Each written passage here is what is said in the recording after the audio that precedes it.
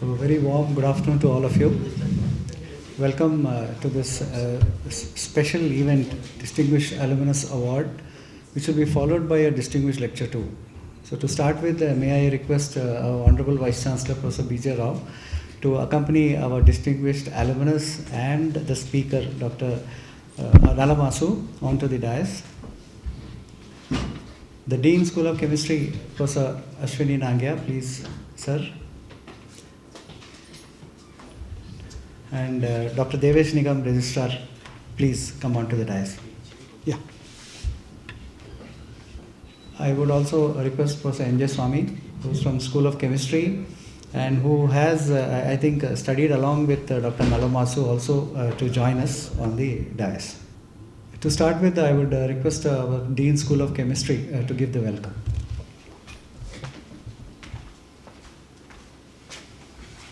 Good afternoon, everybody. Professor B.J. Rao, our Honorable Vice Chancellor, Dr. Devesh Nigam, CE and Registrar, Professor M.J. Swami, the Chief Guest of Honor, Dr. Omkaram Nalamasu, faculty colleagues, Mr. Ashish from the PRO office and several colleagues and also friends who are present this afternoon. Welcome to everyone. We have assembled this afternoon for a dual event. One is a distinguished lecture by Dr. Om, who is an alumnus of this university, a student of the second batch, 7980, and as a coincidence, exactly 40 years later, in the year 2019, he was also awarded the Distinguished Alumnus Award. So this is a dual event where he will be delivering the distinguished lecture and also will be conferred the Distinguished Alumnus Award. Without further ado, I request my colleague Professor M.J. Swami, they are contemporaries being from the early MSc batches of Hyderabad University, to kindly introduce today's speaker and his very good friend, M.J. Swami.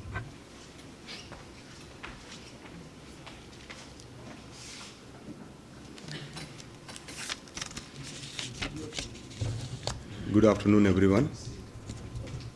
The Vice Chancellor of the University of Hyderabad, Professor B.J. Rao, the Registrar, Dr. Devesh Nigam, Dean School of Chemistry, Professor Ashwini Nangya, the invited guest and the chief guest of this day, Dr.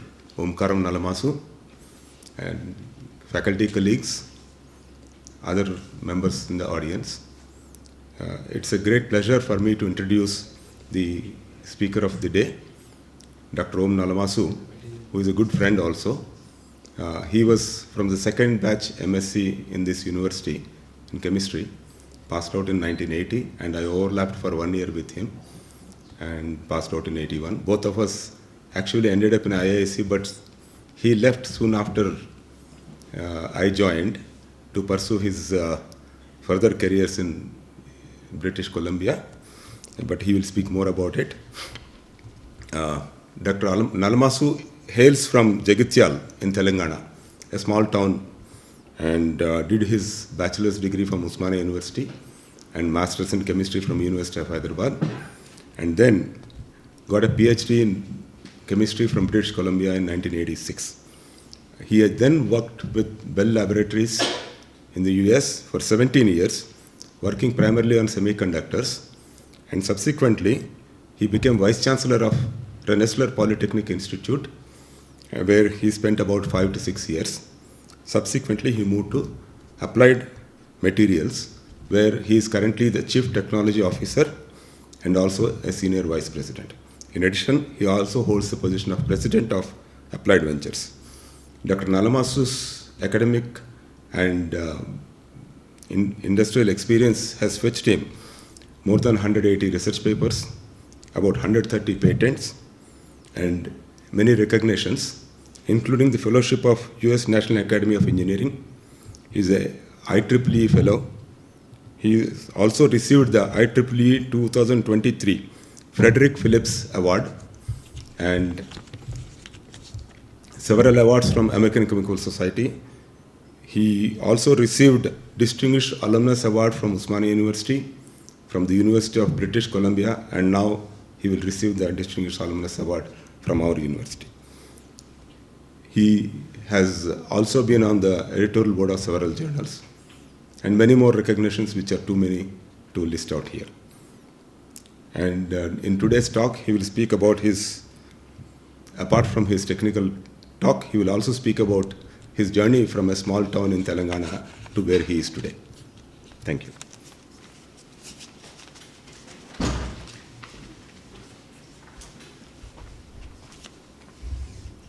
Now I request our Registrar and Control of Examinations in charge, Dr. Devesh Nigam, to read out the citation. Thank you, Ashish ji.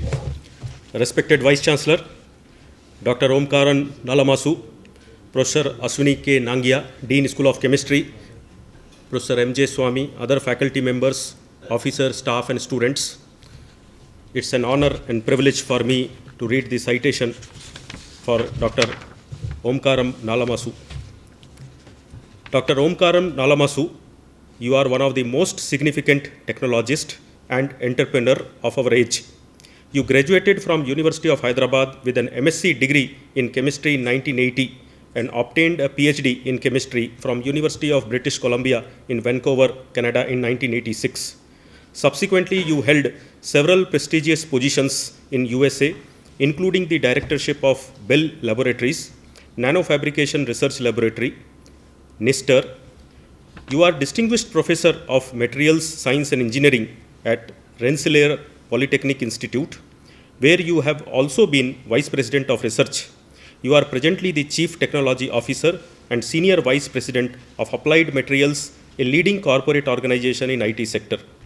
You made seminal contributions in the areas of optical lithography, nano manufacturing, nano patterning, electronic and photonic materials, with special emphasis on applying patterning and materials expertise for device fabrication for electronics, photonics, and energy applications. Dr. Nalamasu, your contributions to applied science and technology have brought many laurels to you, and few of them include the Photopolymer Science and Technology Award from Japan, 1998, American Chemical Society National Award for Team Innovation, year 2000, Distinguished Alumnus Award, University of British Columbia, Vancouver, 2016, Membership of US National Academy of Engineering, 2017, Distinguished Alumnus Award, Osmania University, Hyderabad, 2017. Dr. Nalamasu, the University of Hyderabad is proud of you being its alumnus, and we are honored to confer upon you the Distinguished Alumnus Award in our 21st convocation held on 1st October 2019, but being received by you today. Thank you.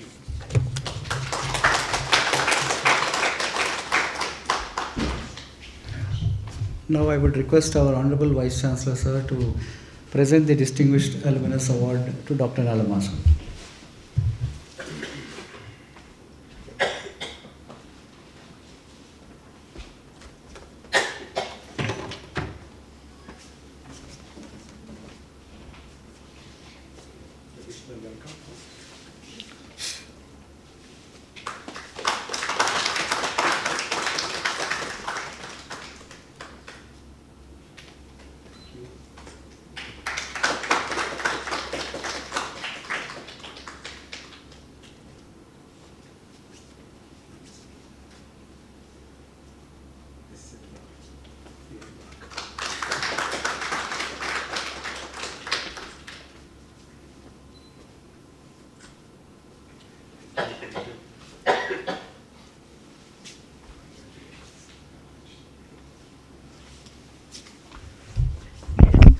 Thank you, sir. Now I request our Vice Chancellors to say a few words.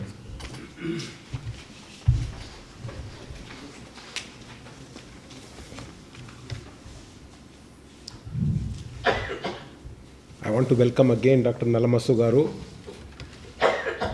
for doing the university proud with all your achievements. And it is also a proud moment for university that we are offering Distinguished Alumnus Award to you, which you richly deserve. This is equivalent to a pleasure that parents get when children go on to doing good things and come back and take blessings. This is sort of equivalent to that. So this is your university, our university. Keep doing good things for the university by your good work, and university will keep blessing you. So having said those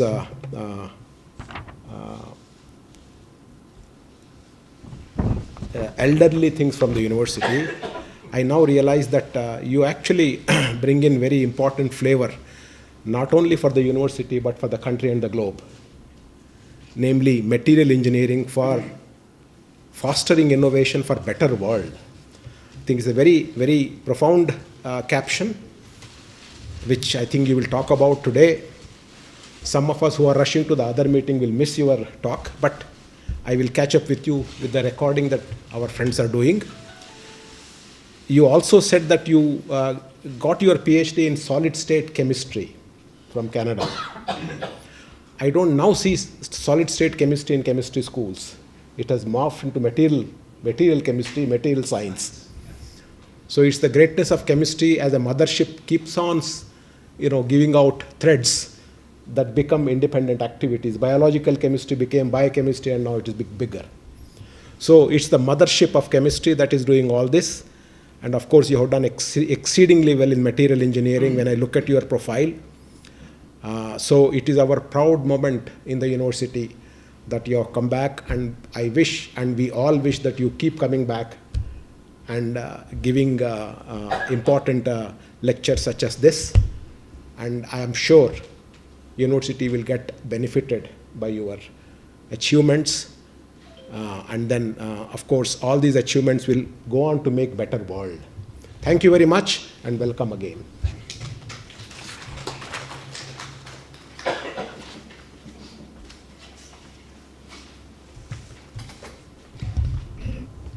Friends, now we move on to the distinguished lecture. I would like to invite Dr. Nalamasu to deliver the thing. Thank you.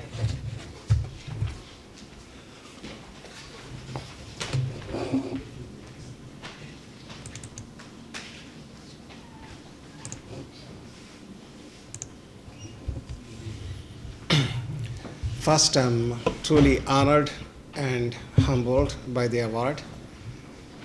It's always a special feeling and special recognition when your alma mater recognizes what you have done.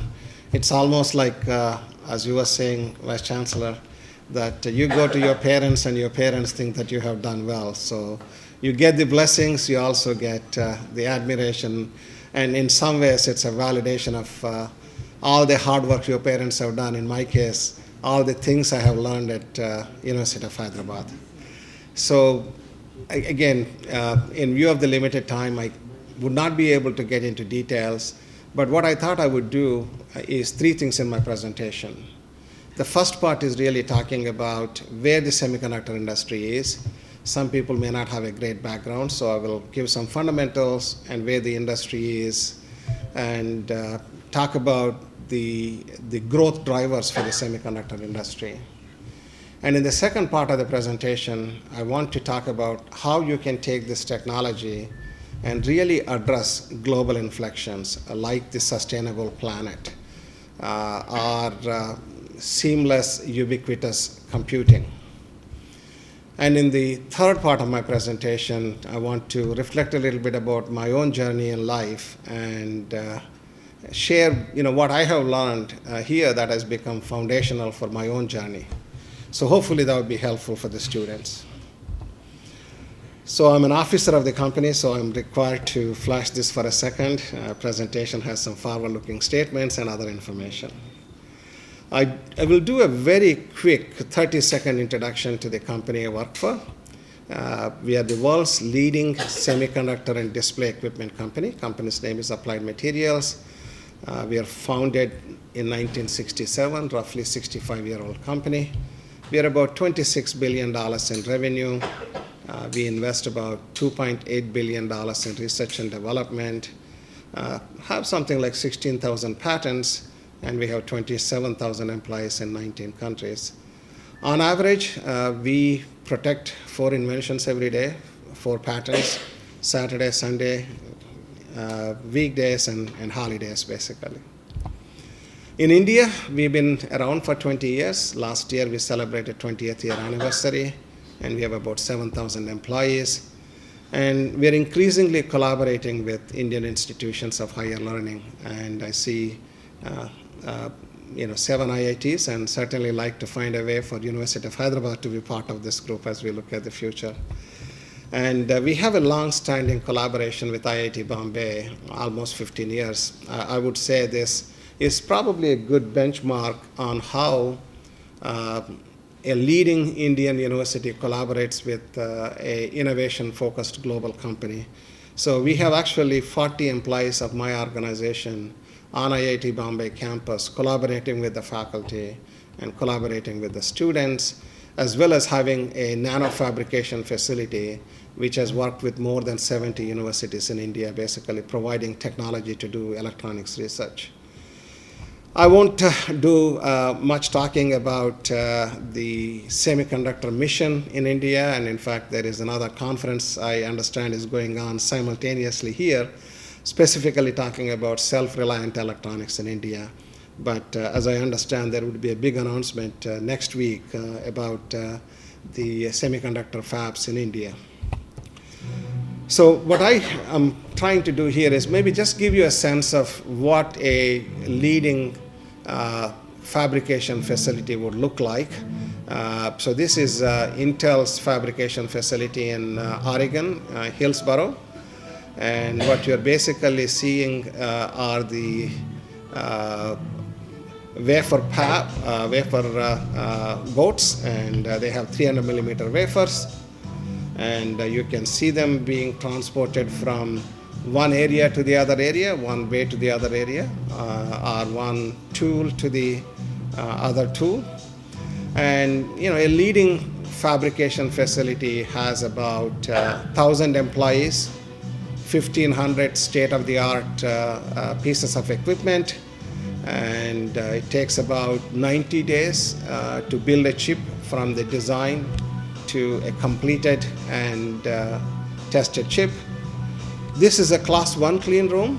What that really means is that you have less than 2 particles of greater than 0.3 microns in a meter cube area, and 0 particles above 1 micron. So it is extremely clean and very expensive to build.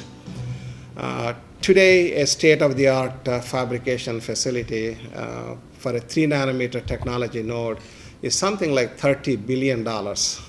And if you want to build a state-of-the-art memory fab, it's about $15 billion. So this is an extremely expensive business.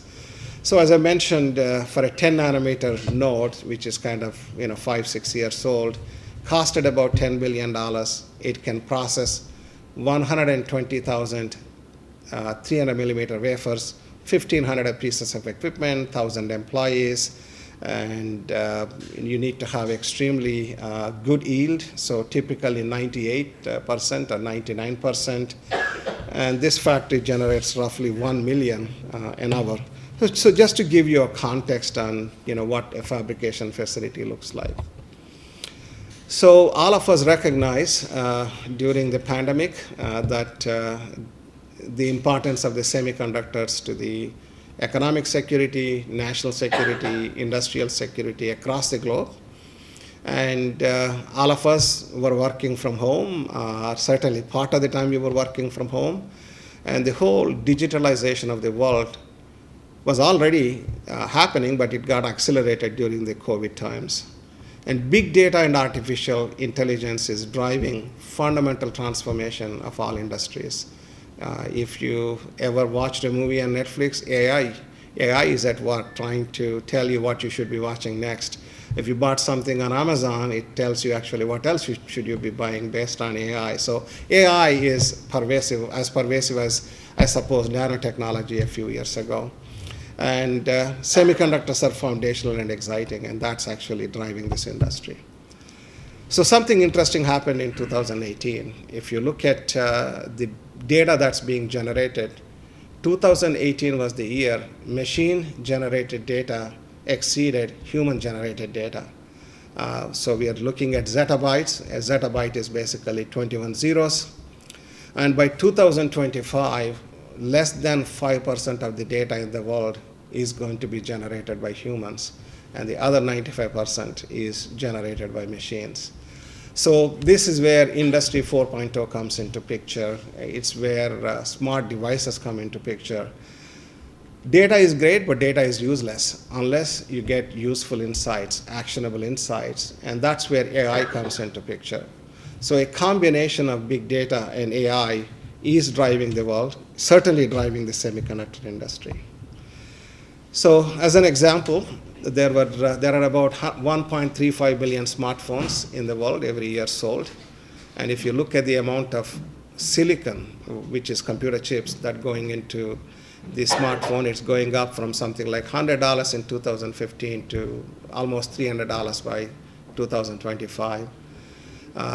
Cars are getting smarter, cars are getting electronic, cars are getting autonomous. And as you go from internal combustion engine to electric vehicle, you need a lot more electronics in powertrain. As you go from level 2 autonomy to level 5 autonomy, you also need a lot more semiconductors. And again, everything is in cloud these days.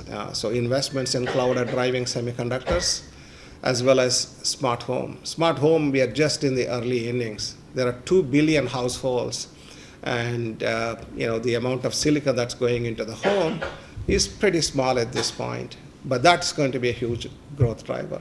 So the point is that silicon, more and more silicon is being used, and smarter silicon is being used. So this is kind of waves of innovation in this industry. So you have started with mainframes that have gone to laptops and desktops, and then you have the advent of internet. Then you have the mobility, smartwatch, smartphone, smart pad, and now you're in the era of artificial intelligence. I think the most important takeaway from this slide is that it took 70 years for the industry to reach $500 billion revenue mark. In 2022, industry had $602 billion in revenue. It is only going to take 7 years to build the other $500 billion. So the industry is at an inflection point, and semiconductors have become foundational for anything and everything that we do. So these are exciting times driven by big data and AI, and that's driving the demand for the semiconductor industry, and for every country to be thinking that they need to have indigenous manufacturing of the semiconductors. So I don't know how many of you use ChatGPT. Anyone use ChatGPT? Okay, so a couple. It's pretty exciting. If you had a chance, go ahead and test it.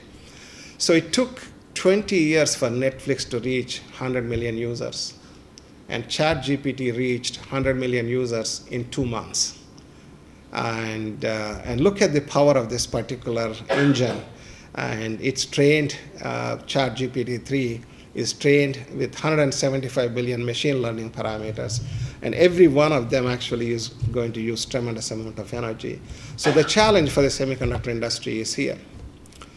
So the total computational energy you need is doubling every 3 years, whereas the energy production is only growing at 2%.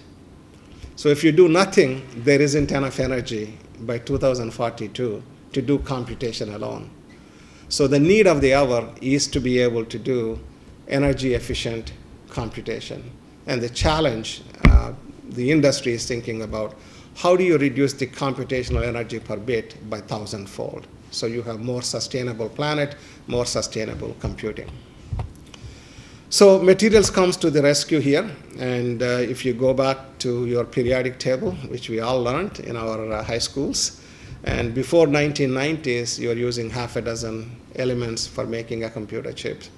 And you go to 1990s to early 2000s, you are using another 7, 8 elements.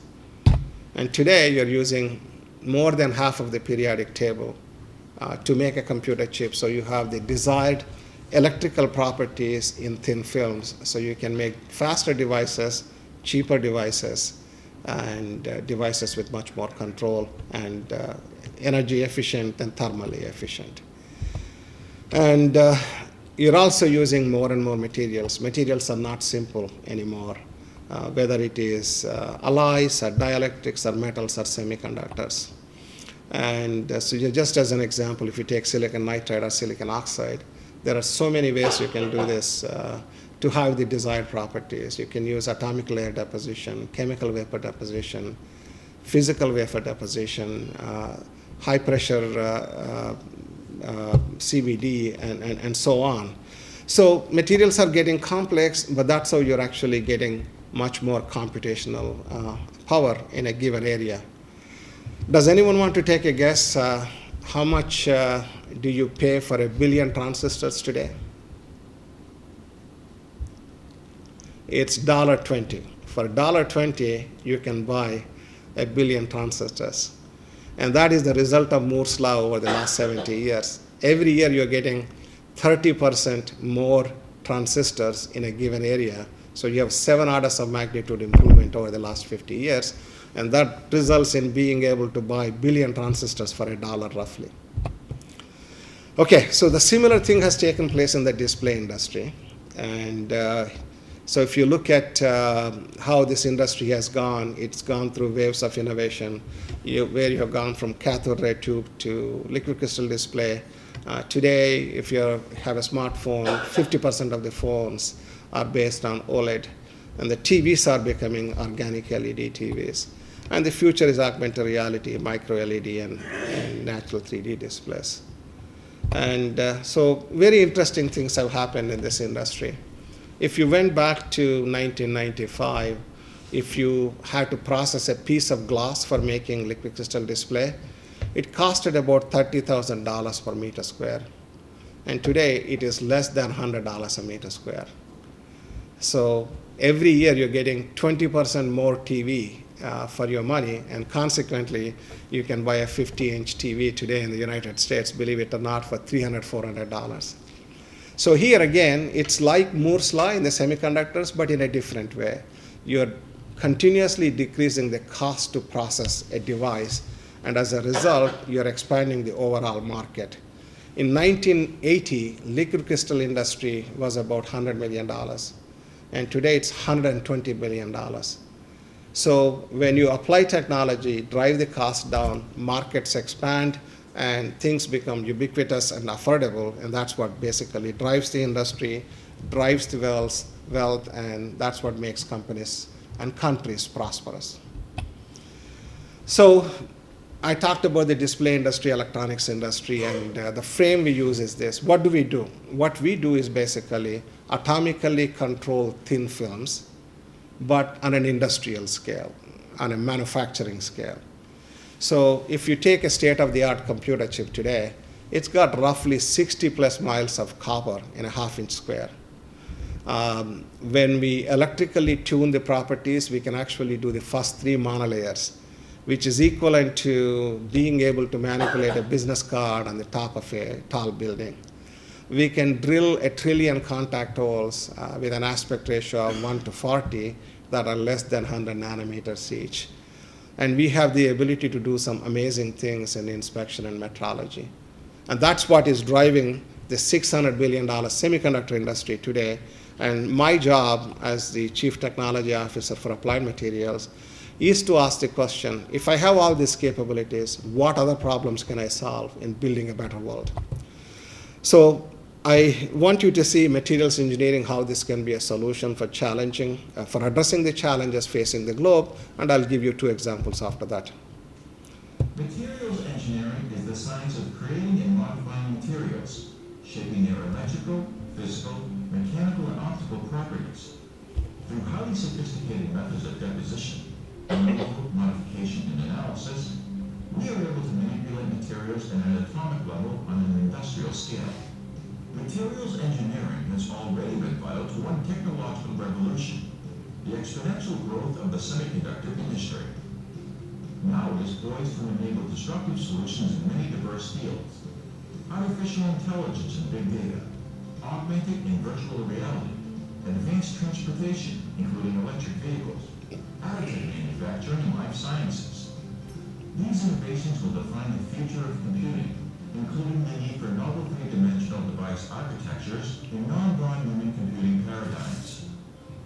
Innovations in nanostructured optics and thin, compliant, high-resolution displays can transform augmented reality and virtual reality devices from a costly novelty into the next affordable and ubiquitous computing platform.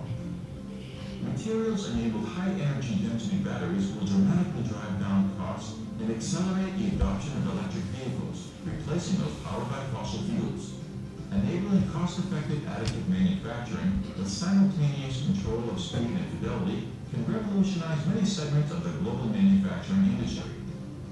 Improved DNA sequencing through materials engineering can open the door to better diagnostics, safer drug delivery systems, and more effective treatment of life-threatening conditions.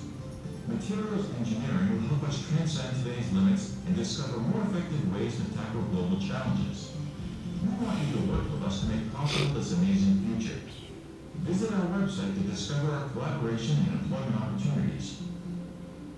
So you heard about augmented reality, you heard about energy storage, you heard about life sciences, but I would only focus on augmented reality and what need to be done specifically in the field of optics.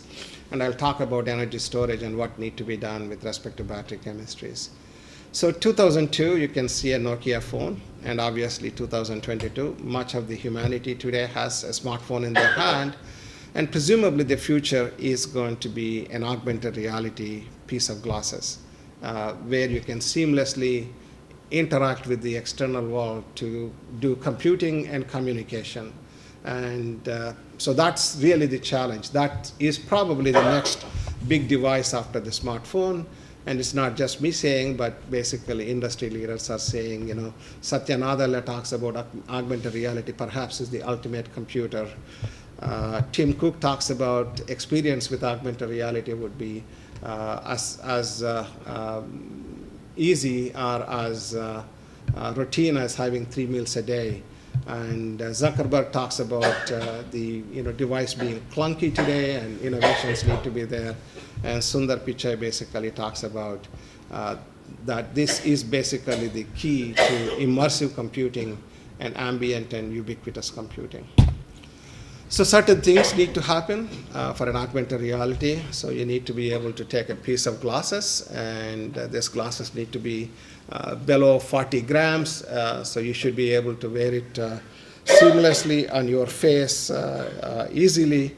And so what that means is that there have to be innovations in the electronics, there have to be innovations in the display industry, there have to be innovations in the optics, and there have to be innovations in high energy density batteries. But let me just only talk about optics today. So the last 75 years of electronics industry, you can think of material structures controlling an electron. And the next 50 years could be controlling a photon with the material structures in a pixelated way. And if you can do that, you should be able to do some very interesting things. In the case of, for example, augmented reality, you need to replace the bulk optics with optical waveguides. So you can actually you can wear this device day long and being able to have image projected into your eye. So conventional optics are obviously very good with respect to efficiency. You can build an optical train with aberration control, and you have controlled the cost more or less, and you have very high yields. But conventional optics are very poor with respect to form factor. They're very bulky, and they have poor or non-existent multifunctionality in a given piece of optical element. Of course, with optical trains, you can correct for all the properties that you want. So the idea of engineered optics is to work seamlessly with the conventional optics in being able to do things that are not possible. And the first application actually is in the case of augmented reality. And there are many things that are actually very exciting that could be done. In many ways, I was actually at Bell Labs at the 75th anniversary of transistor invention. And there were actually old-timers, 50, 60-year service at Bell Labs who were working on transistor, and nobody really knew that transistor was going to be the foundation of the modern society. So similarly, I think there is a lot that could be done if you can control photon in a pixelated way with a material structure. And these are all the examples that people are actually publishing, startups are starting, augmented reality being one, quantum computing basically is another exciting area. There are antennas that you can think of, biosensing. So there are a variety of things that could be done with engineered optical elements, something that we are actually excited about. And the reason it's very exciting is that you can repurpose almost your 50 years of the semiconductor technology in enabling the optics, being able to use substrates of very high refractive index. You can control the efficiency. You can build multiple functionalities across the field in a nano-engineered optical element, and so on. So I want to change gears. I want to talk about building a sustainable world, and electric vehicles is going to be a part of that. 28% of the carbon today in the world actually comes from the transportation industry. And if you can transition from internal combustion engine to electric vehicles, you can reduce that carbon significantly. And in the United States, there was one electric vehicle model in 2002. That's a Ford Ranger. In 2022, we had more than 32 electric vehicles. And the future is going to be really electric vehicles, all the way from conventional electric vehicles to presumably vertical takeoff and landing. And there is a lot of activity going on there, both for transportation as well as for logistics, for delivering goods to home by Amazon, for example. People probably don't recognize the cost of lithium battery has come down 10x in the last 10 years, from $1,200 a kilowatt hour to almost $137 a kilowatt hour. What's happening is that as you increase the overall capacity, the cost comes down and the market expands. Much of the world is going to phase out internal combustion engine vehicles between 2035 to 2050. And in the Glasgow summit recently, COP26, COP26, and 35 countries have signed on to phase out internal combustion engine vehicles. And California actually has a mandate. They would not be selling gasoline-based cars by 2035. The state would transition to electric vehicles. So big changes happening. For electric vehicles to be cost competitive with internal combustion engine, without any incentives, the costs need to come down by 50%. It's not a big deal because you have come down already 10 times, but you need to work on the other 50%. And you can see the market. If you look at the global capacity for manufacturing in 2022, this was about 709 gigawatt hours. 2025, they're talking about 1537 and doubling by another 2030. And this is a quote from Stanley Whittingham, who got a Nobel Prize for lithium batteries, who works with us, essentially saying that in order to get high energy densities, cheaper batteries, and also batteries that you can actually charge 100 to 150 miles in 5 minutes is game changing. Now you could go to the gas station, you can pump electrons instead of gas, and then off you go. So what we are specifically looking at within that context is looking at new chemistries, specifically new anodes. Go from carbon to silicon to ultimately lithium anode with solid state batteries. As you do that, you increase the range, you increase the capacity, you decrease the cost, and you make the batteries safe. And what we have demonstrated is that for grid storage, we can improve the life of the battery 3 times. And you need to have very high energy densities for electric vehicle takeoff and landing, something like 350 watt hours per kilogram. We have demonstrated that. And also for e-aircraft, that's even more important. So silicon for electric vehicles and lithium metal anodes basically for electric vehicle takeoff and landing. So some of these things we have actually demonstrated, and we are currently working with leading companies on that. The challenge here is the following. Currently, when people use lithium, it's extruded. And if you're looking at extrusion chemistries, you don't have control below 30 microns, especially if you're looking at very long widths. And what we have demonstrated, again, using the semiconductor technology, the deposition technology, we have come up with a way to controllably demonstrate 1 to 20 micron lithium thickness in a high volume manufacturing capacity. So you can actually use this for various applications. But again, this is repurposing of the semiconductor technology to solve a problem in the energy storage industry. And we won a $100 million Department of Energy grant recently. So again, I'm going fairly fast in view of the time. So maybe I can reflect a little bit about my own learnings. And as Swami said, I come from rural Telangana. I would say, I tell my family, I tell my kids that the real turning point in my life is coming to University of Hyderabad. Coming from a rural part, you don't really know India that well. You have a sliver of India you have seen. And when you come to a place like University of Hyderabad, in many ways it was eye-opening to me. Professor Sen was actually one of my teachers, and you had many faculty who are trained abroad, who are very passionate about pursuing science and dedication to science.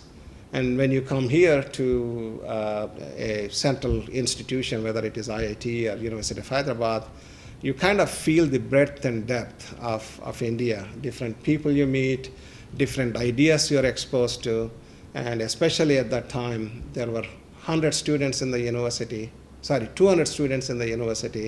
and 100 faculty members. So it was a very intimate kind of setting to be able to work with the faculty, learn from them, and that certainly nurtured my interest to pursue a career in science and technology, rather than get an MBA, work for a bank, or go into administrative services. And I think it is true for a lot of students for those first couple of batches. They really pursued careers in science and technology because you have role models. And some of the things that could be done better, maybe things have gotten better from 40 years ago. I'm sure they got better. There is a disconnect in what India needs from my perspective, from economic development, industrial development versus what is pursued in academia. And I think there's an opportunity to connect both of them. And the second thing I see is that inability to think big. It's very hard to think big, but thinking big is very critical. And I think that's something that probably need to be taught to students, in my opinion. And one thing I learned in Bell Labs is that great science happens when you actually do apply fundamental science and technology in solving real problems. Transistor was not an esoteric research project. They were trying to replace vacuum tubes. And within that, they have applied fundamental know-how, fundamental science in solving that problem. I think that's something I certainly like to see. So then I was at UBC. I finished my PhD and went to Bell Labs. And I would say the best learning years in my life. I was there for 17 years and had the ability to work with the best and brightest. And every day you go and you learn something, and then basically pinch yourself that actually getting paid to learn every day. So that was a great learning experience, and people are still getting Nobel Prizes for work they have done at Bell Labs, and so far 13 Nobel laureates, and presumably a few more to come in the years coming. And I think the most important thing Bell Labs taught me is that doing something fundamental and useful are not mutually exclusive. In fact, most exciting things happen, whether it is transistor, whether it is software, whether it is telecom, whether it is laser, whether it is solar cell or LED. Every one of those things are actually applying basic science and developing technology to solve problems that are facing the world. And that's kind of what I think when I'm thinking about taking materials engineering, trying to solve problems that are facing humanity today. Again, every institution can do things better. The organization was large, innovation was serial, so you had research, you had development, you had prototyping, you had manufacturing, and every interface is an opportunity for failure. So I think Silicon Valley basically does concurrent innovation. All of these things kind of are pursued at the same time. So in the end, they were great at inventions and innovations, but they didn't commercialize them. If you don't make money, you are not going to be very healthy for long as a company. And again, developed a false dichotomy over time. So Silicon Valley and where I work in applied materials is a very different world. It's mostly concurrent innovation. It's not serial. All of these things actually happen at the same time. They're very product focused. They're market focused. They understand customers' problems and come up with products and services that solve those problems. Companies also not just develop technology inside, they acquire companies, they consolidate, they collaborate, and ultimately reduce the time from an idea to building a business, or from an idea to building a world-class product. So that way you get to be very competitive. And disruptive innovation is key. You need to be continuously vigilant about how the world is changing around you, who's competing with you. So as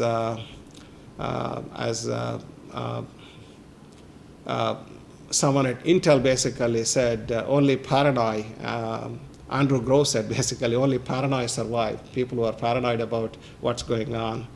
I've been good at spotting and exploiting market shaping innovations. One thing is that they don't have the horizon the old Bell Labs and IBM has with respect to pursuing longer term R&D. It's much more medium and short term, product centric, very little fundamental or curiosity driven research. That's more or less relegated to the universities. In the past, it used to be the Bell Labs, IBM, and GE and GM that used to do it. And those institutions have a much smaller horizon now when they pursue these things. So these are my lessons, and if any of the students watch this later on, this is what I say basically: define your own success, know what makes you happy. It's too easy to try to please everybody else and forget what you stand for. So you need to have a definition of what your true north is and kind of pursue, and then you're happy. Lead from your strengths. All of us spend time trying to focus on our weaknesses and forget the strengths that we have. So lead from your strengths, embrace change. This is very, very critical. Don't just survive, but adapt to prosper. There's only one thing that's constant in the world, that's change. So you can as well embrace the change. Thinking big, I think, is something I fundamentally believe in. If you're thinking, as well think big. So again, continuously improve. Every year, I try to get into areas I know absolutely nothing. So keeps me sharp, keeps me humble. I learn new things and gives you new confidence. So CIP stands for continuous improvement. Grow yourself every 30%. Nobody can beat you. Keep the rule of 3 in mind. You can easily get cluttered if you're thinking about 10, 20, 30 things at a given time. Think about the most 3 important things that you should be doing. Hire the best. You need to hire the very best people. And they used to tell me in Bell Labs, hire people you would be comfortable reporting to. So hire the people you respect and you're happy reporting to. And generously share credit. Giving is taking. And have heroes and role models you admire and want to emulate. The last one requires a little bit of an explanation, but in our company we have this saying, good news is no news. No big deal, it's good news, right? No news is bad news because you really don't know what's going on if you have no news. But bad news is good news because you know there is a problem and you can solve it. If you solve it, good things will happen.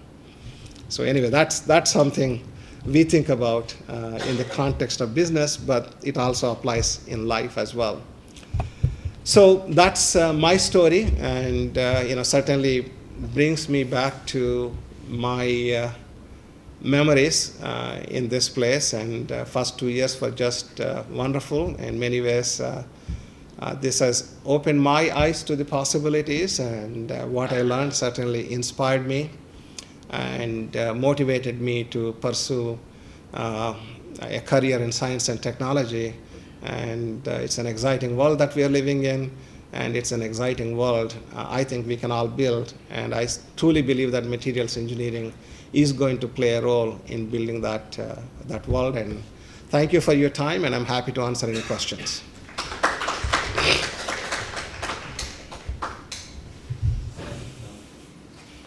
Thank you for taking us through your journey, not only in technology and innovation, but also in human values, which are important. Thanks a lot, and I'm sure there will be a few queries, questions, comments. Please. Okay, use the mic. So we are using more and more electronics nowadays, but that is leaving a more electronic waste also. So in India also there are some institute which deals with whatever this electronics has gone bad, they deal with it, but nobody knows about it. So in the world level, I don't know how the people are seeing it, but how to deal with this electronic waste. Can you throw some light on it? So recycling. So recycling is a big part of the electronics industry. But I think you are right. Probably more gets wasted than we actually think about it. There is a humongous opportunity to be focused on this. And in fact, multiple universities are beginning to form centers specifically dealing with electronic waste.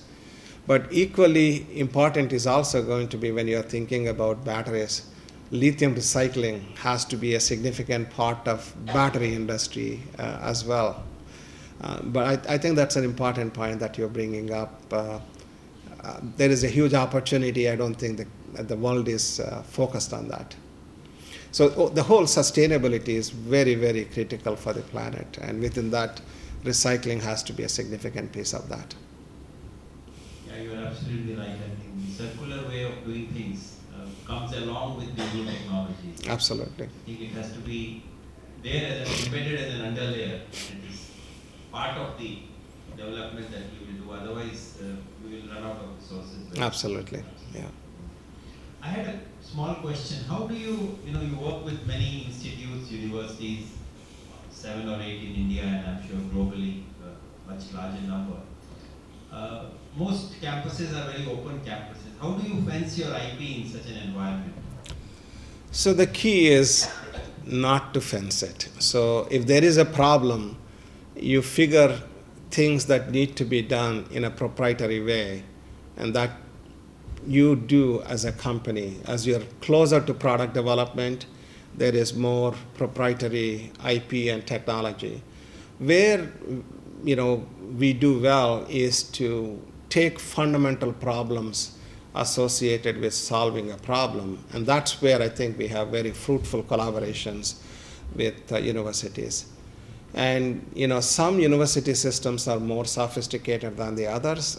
For example, in the United States, many university systems are very sophisticated in working with you on intellectual property separation or agreement. If something unique and valuable comes, you should be willing to pay money to the university to get exclusive license to that. So those models are out there, but as countries and universities across the world mature, they need to be thinking about that.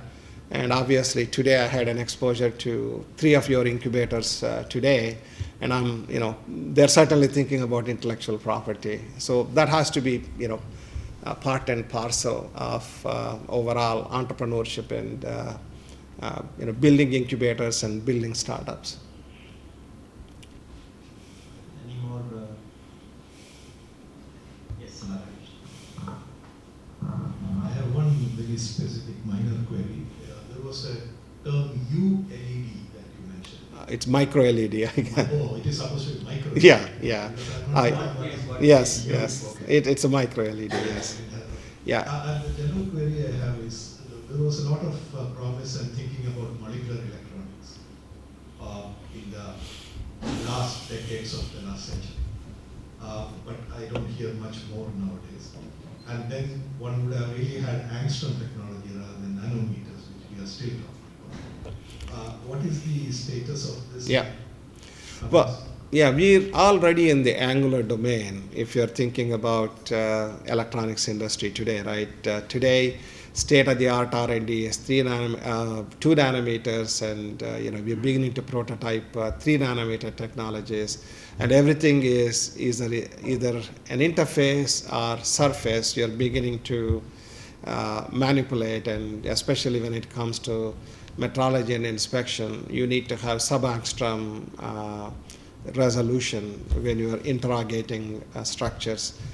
Molecular electronics is still in the university domain for R&D because there is enough progress made in the silicon technology itself. I joined this industry in 1986.